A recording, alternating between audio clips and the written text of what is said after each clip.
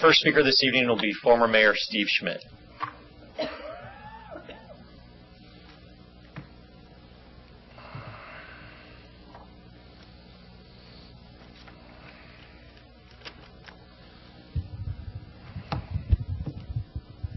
Good evening, Council. I was on the City Council from 1994 to 2002. There are, I believe, 6 other former mayors here that are going to speak to you about the SaveMenlo initiative.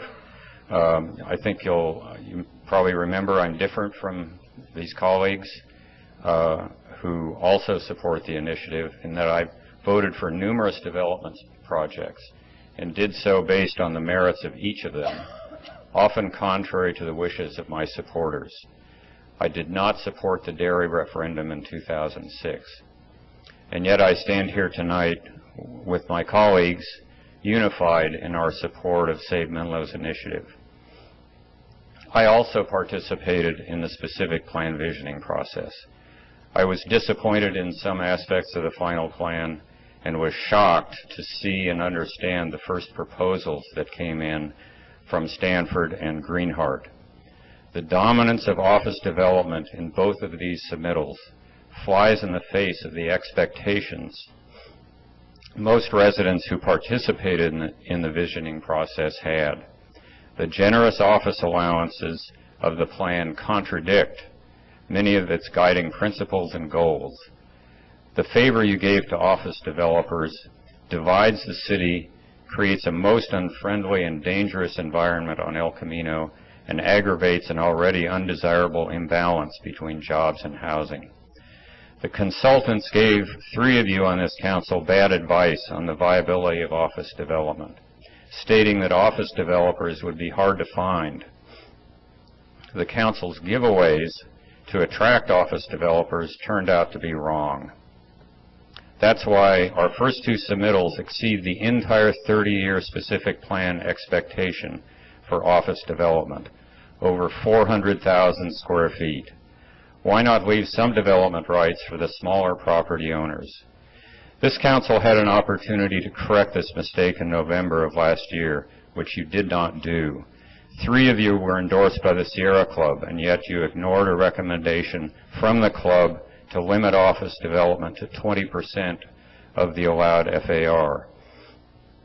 You didn't even discuss their carefully reasoned request to consider the jobs housing imbalance. The initiative is modest. It proposes to reduce the square footage of office from 400,000 to 200,000 square feet for these 2 big parcels. Since you are unwilling to take this step yourselves, the voters may take it for you in November. There is an alternative. After the consultant's report on the initiative appears in July, you will have the opportunity and the support of the 2,500 signatories of our petition to adopt the 4 modest conditions of the initiative. The residents of Menlo Park deserve just as much predictability for 30 years as big developers do. And by the way, the residents never asked for an office park on El Camino. Thank you. Thank you, Mr. Schmidt. Our next speaker this evening is former Mayor Paul Colaci.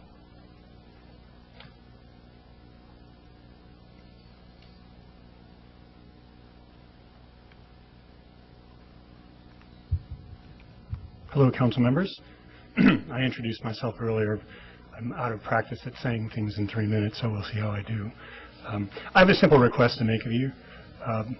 In the zoning code of the specific plan, there were base and bonus floor area ratios, and they were informed by a study called the Public Benefit Financial Feasibility Study. And I believe that you now have market data and facts on the ground that warrant perhaps considering revisiting that study and those parameters. And so I would ask that you ask staff what their opinion of that is and whether or not they think it should be revisited. This would be the second time staff has been asked. They were also asked when the plan was adopted in June of 2012. And at that time, they didn't think it was necessary to revisit. But I think there are good reasons, and depending on how efficient I am, I'm going to tell you what I think they are. Basically, you have market data to tell you that the assumptions that were made by the consultants are no longer valid. Long story short, they assumed $5 an hour office rents per square foot. You know recently from your business development meeting that those have risen to $6.50 a square foot. And so the office markets are actually even out of the range of forward-looking data that was considered in the study.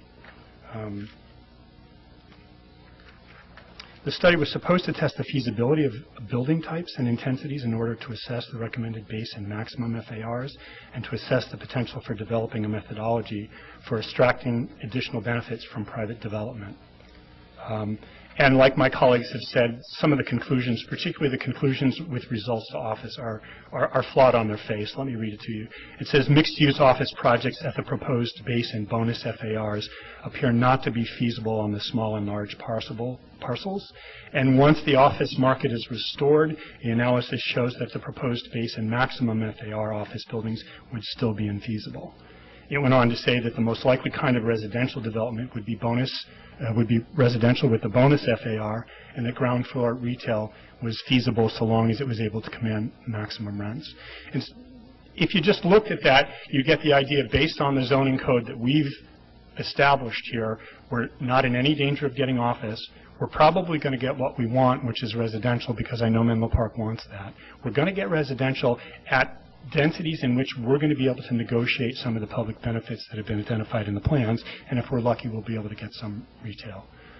Then the projects roll in, and you've seen what's happened with some of the projects. So the Stanford project, which came in at the base zoning, really precluded the council's opportunity to negotiate some of the benefits. Now, Stanford did show a willingness to do that, but council had no opportunity to do that based on the base area. So the base zoning has really tied your hands with respect to the Stanford parcels.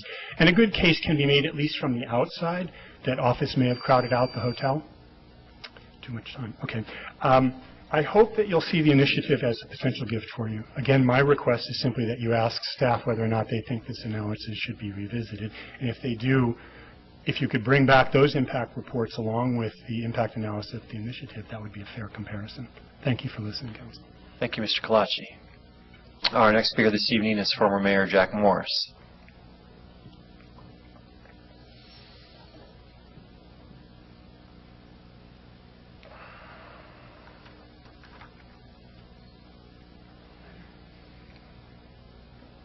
Good evening, Council and staff. I still live in Menlo Park, same place that I've lived in for 45 years, on the outskirts of the Willows. When I was on the council, it wasn't necessary to have a unanimous vote, so sometimes, notwithstanding what former Mayor Schmidt said, I did vote for an occasional development project when it was within what I considered the zoning, what you could read in the zoning code. But anyway, I'm not going to say much because I don't want to raise my blood pressure too much. But Please I fully support, fully except for that one comment about Mr. Smith's comments and Paul's comments, and I suspect I'd be in agreement with other mayors who are going to speak. But I just like you to recognize that you had a lot of input from citizens about what could be done under the rules of the specific plan just before it was adopted, and lo and behold. So I hope you will take the petition when it comes to you and adopt it. Save everybody a lot of problems, and it's a very reasonable and minor mitigation for some of the gotchas that are in the current plan. Thanks. Thank you, Mr. Morris. Our next speaker this evening is former Mayor Hayward Robinson.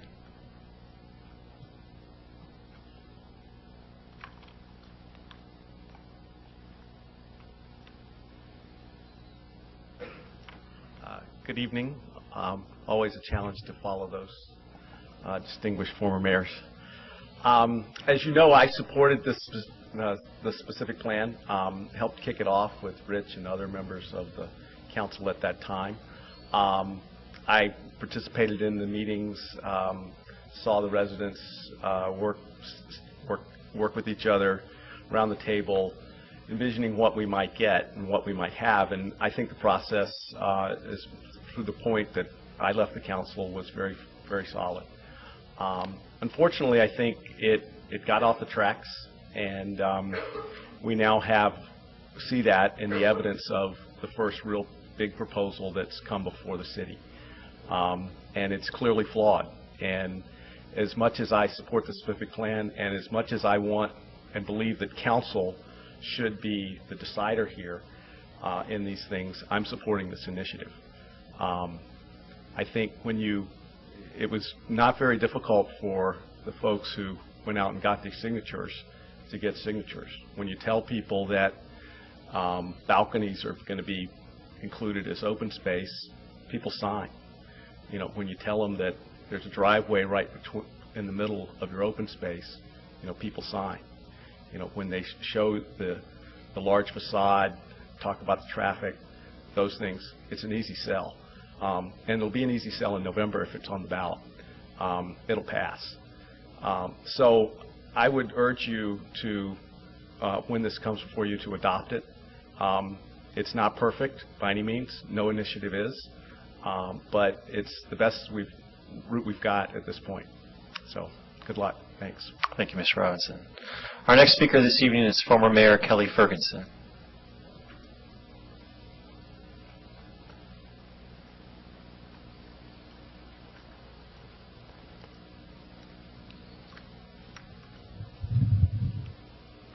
Good evening, Council. This says 2:40. Is that right? 3 minutes. Okay, thank you. Hi, everyone. I'm Kelly Ferguson, former mayor and 8-year council member, and in fact, council member throughout the development and adoption of the specific plan. This initiative is an opportunity to keep the overall specific plan intact. There's a lot of good there, but to close some important loopholes that have become much more apparent now that development proposals are coming forward under the plan's rules. Personally, I've been happy to be completely absorbed in family and professional life since leaving office 18 months ago. I've only been peripherally aware of the efforts of SaveMenlo as they approached the council last spring, last summer, and last fall with their concerns. But even from the outside, it seems clear to me that they have really used every available channel to get relief short of an initiative, but so far to no avail. They had no choice but to undertake this initiative, and I urge you that now is the time to act, to adopt the initiative, so that the community does now feel its voices are being heard. I was a little disturbed to read in both the city's press release as well as in a guest opinion in the Almanac that the final specific plan was the result of compromise and consensus. It most certainly was not in the aspect of the plan the initiative deals with, the critical area of determining mix of uses, development caps, and correcting the open space provision. I am sure you recall on every occasion this came to council in 2011 and 2012, sharply divided opinion and numerous split votes that never resulted in compromise. Appendix F, the key real estate economic study, was so badly flawed, and yet that is the fundamental study that staff and the consultant relied on so heavily to set such high development allowances that permit way too much office and traffic at the expense of the shops and restaurants, hotels and senior housing, the walking and biking amenities, the vibrancy that the community so clearly wanted. Go back and look. The record is clear. There was no compromise on this aspect of the plan. The good news is, in hindsight, we can look back and see where we went wrong. And it is eminently fixable. The initiative is a terrific opportunity for City Council to show the people of Menlo Park you respect them and are willing to correct course. Thank you. Thank you, Ms. Ferguson. Our next speaker this evening is former Mayor Mary Jo Borak.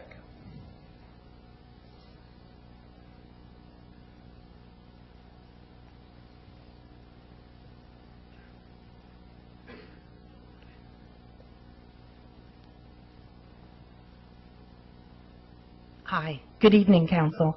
I'm Mary Jo Borak, and I was on the City Council from 1998 to 2002. Some of you know me and some of you may not. In my regular job, I work for the State Public Utilities Commission, where I've worked for almost 20 years. So I feel like I have way more experience in government than anyone probably should have a right to have. And I think that one of the things that sometimes happens, especially in long-term studies and programs, that somehow the best intentions of where you started get morphed along the way, and they end up in a different place maybe than the original direction, that the original thoughts and the goals and the hopes and the dreams of whatever the program was as it started. It ends up differently, and I don't know why that is. I don't know whether it's special interests or just, differences in economic outlooks, or, I mean, there's a lot of different reasons that you could think about how these things get off the rails or change the way they do, and maybe sometimes they actually change for the better. I think in this particular instance, the goals of this specific plan somehow got morphed a little bit over time, and the outcome maybe wasn't what everyone had thought or hoped for. And certainly when I was on the council, we made a few mistakes, and some of them got corrected and some of them didn't. But I think you have a great opportunity here to take another look at this. And I think there's a lot of good aspects of the specific plan. I think there's way too much office in it, and I think there's too much traffic resulting from that. And I think that it would be a great time for you to take a second look at this and make a course correction. Thanks. Thank you. Ms. Borak. I'm going to go ahead. I have a card for former Mayor Gail Slocum, but I don't see her. Is she hiding behind someone? No? Okay. Our last, do we have any more comment cards? Okay, so our last speaker during public comment will be Ms. Patti Fry. I should say former Planning Commissioner Patti Fry. Good evening, Patti Fry, Menlo Park resident and former Planning Commissioner. I have been a supporter of the SaveMenlo initiative. I didn't start out as part of the group. It was really a grassroots movement of people in the Allied Arts neighborhood, but the movement grew, and out of a lot of concerns that many residents share, and I decided I did too. So yesterday we did submit sufficient petitions and sufficient signatures for the counting to go on at the county level. I know that in many ways it's hardly a celebration, to be honest with you, because it's a huge milestone, and it's something that the people who supported the initiative were very pleased that they made that milestone, but I don't think a single one wanted to have to do this, and we hope that there will be an opportunity to make the changes to the plan and perhaps some additional ones that weren't included in the initiative, so that the specific plan turns out to support the vision that the community embraced. And the people do remember the 12 goals. They do think of that, and they remember the pretty pictures, and they're very excited about what that meant to them. But what they're seeing and coming out with the initial huge projects really doesn't reflect that. I wanted to give you a couple of numbers, and I wanted to be very careful about the numbers, because yesterday I did say that we had collected about 3,000 signatures. I was wrong, and I like to be accurate. We actually collected 3,150 signatures. Some of those, when we realized we had way more than the number we needed as valid signatures, we were very, very conservative in eliminating some who were residents of other communities who really begged to be able to support. But I will tell you, there were probably 450 people who are residents of Menlo Park who are not yet registered. We did register some, but there are a lot of others who want to register and vote when they have the opportunity. But I will tell you that what happened is that people are just shocked by what is coming out and what the rules currently allow. They're shocked by the proposals for large office buildings where they expected senior housing and a hotel that would produce revenue. They're expecting to have community serving retail so they don't have to drive to another city to get what they need to support their families. And they like very much the vision of a walkable, livable Menlo Park, the kind of development that was portrayed in the plan. So we hope that this grassroots movement will prompt you to adjust the plan's rules by adopting the initiative when you have a chance. If not, they're ready to mobilize in the fall for the vote. Thank you. Thank you, Ms. Fry. I have one question for you, and then just a comment. Can you tell me how many new registered voters there are within the signatures? I don't know, actually. I think there were probably 30, okay. But there are many, many other ones. So there's 30 new registered and 450 that want to register. Mm-hmm. So I just think that's great. That's something that, you know, everybody can debate back and forth, and we're going to. But it's great to know that we're going to have a bunch of new voters in Menlo Park. This was not the old guard. I will tell you, we had about 80, more than 80 volunteer signature gatherers, and from every single neighborhood in Menlo Park. And people signed from teenagers to 80-year-olds, and it's totally new generation who want the high quality of life that they thought they moved here to get. Thank you, Ms. Fry. I would be remiss, even though he did not fill out a speaker card, since we've acknowledged every other former mayor in the room, to acknowledge former Mayor Andy Cohen, who's also sitting in the room this evening but chose not to comment. At this time, oh, well, he's coming. All right.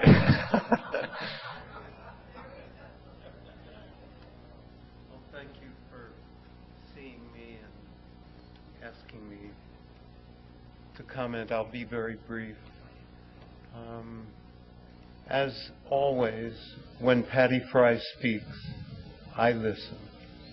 And I've been listening to Patti for 12 years. So I'm not going to change, and I believe that just as in the late stages of the downtown plan, a group of citizens, some of whom are here tonight, tried to meet informally to discuss public benefit without success. I think you've been invited to revisit that through some studies that were done. And I would urge you to do that because it's not only the 4 items listed, but it's several other things that you have an opportunity now to accomplish a great deal.